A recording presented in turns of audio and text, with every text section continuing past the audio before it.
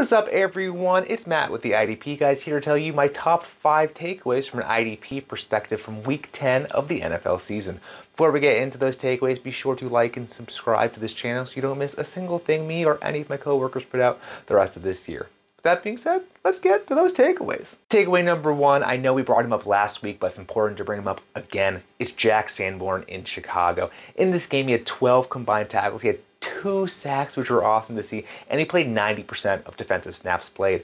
Again, with Roquan Smith gone, there's opportunities there on that Chicago defense. Nicholas Morrow, a lot of people thought that he might actually see a bump in production. He's been producing about the same, but it's Jack Sanborn who's been absolutely crushing it. If he's available, go pick him up. He's going to help you push into the playoffs, and he's going to win you some games. Takeaway number 2, let's talk about a rookie linebacker in Jacksonville. No, it is not Devin Lloyd. It's Chad Muma. He had 5 combined tackles. He played 40% of defensive snaps played.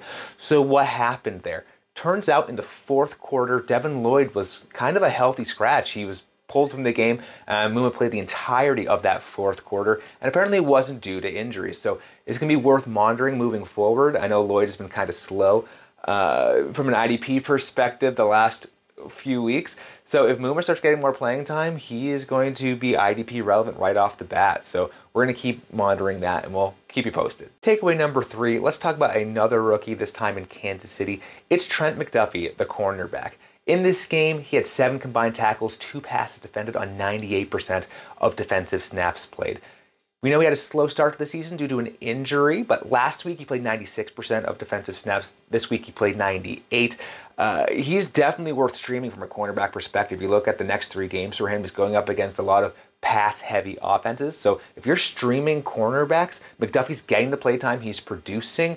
You can do far worse than him for a bye-week fill-in to help get you into the playoffs. Takeaway number 4, there was an interesting tackle leader in New Orleans this weekend in P.J. Williams. He had 11 combined tackles on 100% of defensive snaps played. So is the cornerback worth picking up?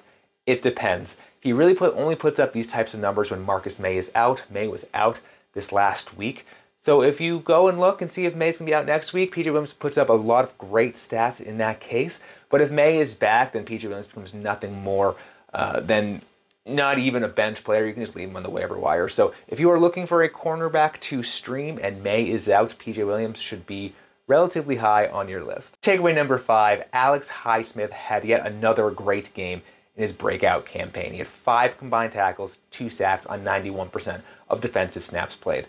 The big thing I want to highlight is that when he is playing with TJ Watt, he's putting up extremely elite stats. So it's only been 2 games because TJ Watt's been hurt most of the year. But in those 2 games, Highsmith has a combined 5 sacks. When those opposing offensive lines have to take into account the menace that is TJ Watt, Alex Highsmith has so many more opportunities to produce those big games. So we know we've already been playing him. He's been having a very great year all year, but the sky is truly the limit now that TJ Watt is back. So start them both with confidence. There you have it. Those are my top 5 IDP takeaways from Week 10 of the NFL season.